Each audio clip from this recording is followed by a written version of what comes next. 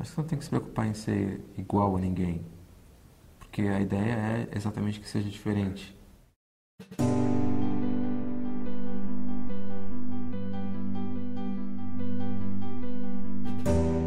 Todo mundo olha para o sexo oposto de uma forma diferente e de repente você se pega estranhando porque você olha para o sexo oposto e continua tudo igual e de repente você olha para o mesmo sexo e alguma coisa você sente que está diferente. É uma coisa muito difícil de entender.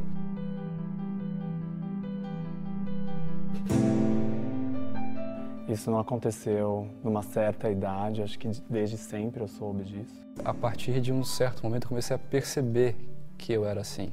As lembranças que eu tenho de infância já começam com essa sensação. Mesmo antes de pintar qualquer tipo de atração sexual, eu já sentia que eu era diferente, eu já não entrava em brincadeira de luta, não jogava futebol, não era um menino dentro dos padrões. Então, assim, não jogava bola, mas jogava basquete. Então, o esporte era uma coisa resolvida. Então, acabava não transparecendo nada e nem para mim, principalmente. Eu brincava de boneca, tudo conforme tem que ser, mas as minhas Barbies ficavam uma com a outra. Eu não gostava de brincar com o Ken, é verdade. Os homens sempre me chamaram a atenção desde pequeno, tipo Rocky Balboa.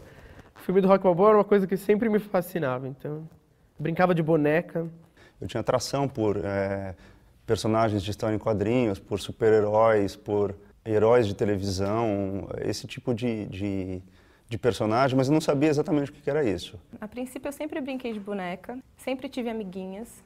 Nunca me excluí assim por isso, né? Por me sentir diferente nesse quesito. Eu nunca tive problema em lidar com isso. Era uma sensação de estranheza, mas que não me causava um mal-estar. Desde que eu me conheço por gente, assim, eu sempre fui uma criança gay clichê, assim, né? Eu lembro, como criança, eu já pensava num modo assim, por que eu não poderia viver como mulher? Mesmo tendo nascido, digamos, menino. A minha percepção ela foi acontecendo quando eu comecei a observar o homem. Quando eu sentia um pouco da sensualidade masculina. Eu falava, gente, mas eu tô achando essa menina bonita demais pra ser normal. E aí eu falei pra minha amiga, olha, eu acho que eu tô afim de uma menina. Eu olhava e falava, poxa, que cara bonito. Mas eu não tinha percebido que era um interesse, assim, sexual. Nessa coisa do ginásio, dos amigos e tal, eu nunca desejei os meus amigos. Eu nunca pensei nessa coisa de desejar. Mas eu me sentia excitado. Eu não sabia explicar exatamente o que é isso. Eu estudava em colégio só de homem e aí eu comecei a achar graça nos garotos da minha classe. E aí eu comecei a ficar melhor amigo dos meninos, mesmo sem jogar futebol, mesmo sem ser o estereótipo deles ali. Eu queria seduzir aqueles caras. Eu queria, se o máximo que me era permitido era tê-los como amigo, então eu quero eles como amigos. Todos eles. Eu sempre pensei que o natural da vida seria crescer, casar e ter filhos. Só que não é bem assim que a coisa acontece. Quando eu comecei a perceber que eu não ia conseguir fugir, foi bem complicado porque aí de fato eu comecei a querer fugir.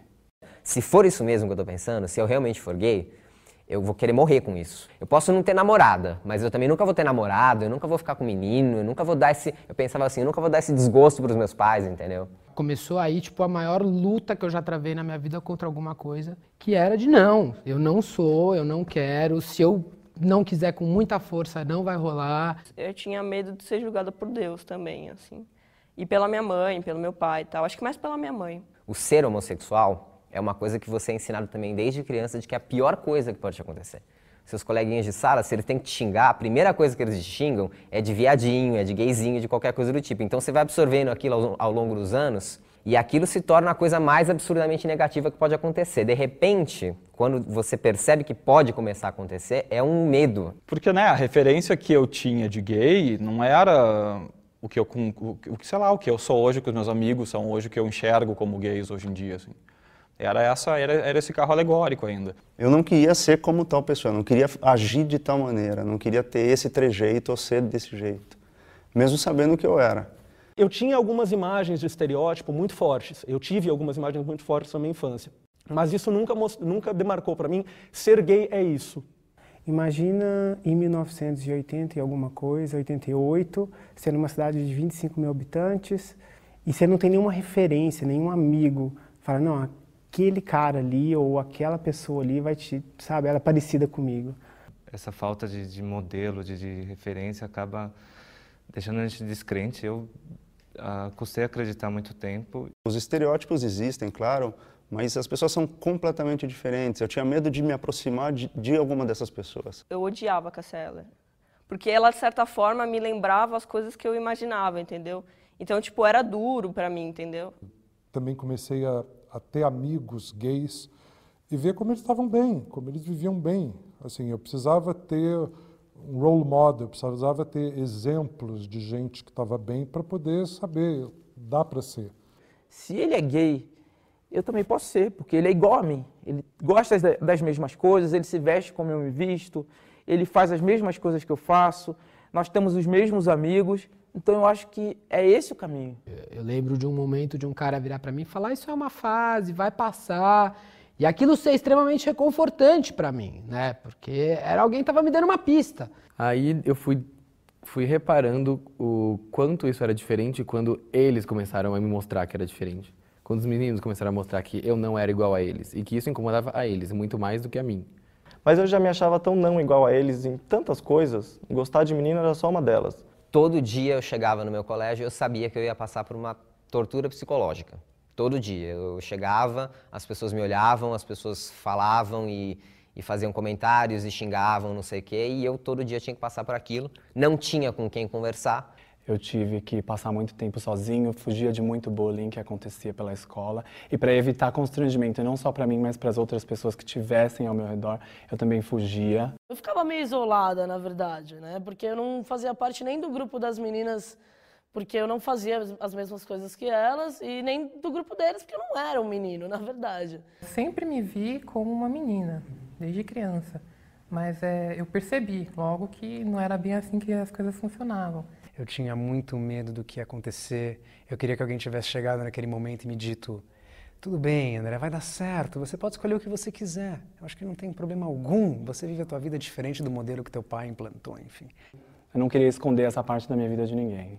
Então achei melhor que contasse para todo mundo, começando pela minha família, por piores que fossem as consequências. Na verdade, eu demorei mais tempo do que eu gostaria para contar para os meus pais, em função do ambiente. Na verdade, eu tinha um medo muito grande da aceitação do meu pai, especificamente. Era meio personificado nele. Depois, muito tempo depois, eu fui descobrir o tanto que eu estava sendo injusto com ele. Porque quando ele descobriu, foi ok. Mas na época, o maior medo que eu tinha era o meu pai, eram os amigos do meu pai.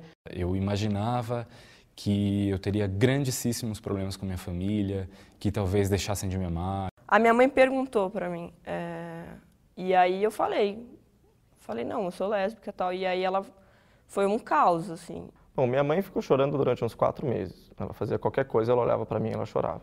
Eu tinha que dizer para onde eu estava indo, com quem eu estava indo, que horas eu ia voltar. Passou a ter uma crise cada vez que eu saía de casa, porque eles sabiam que eu era gay. Você não é mais o mesmo, você mudou, quero ver seu boletim. Aí eu entendi que tudo aquilo que eu tinha construído até hoje não era mais nada.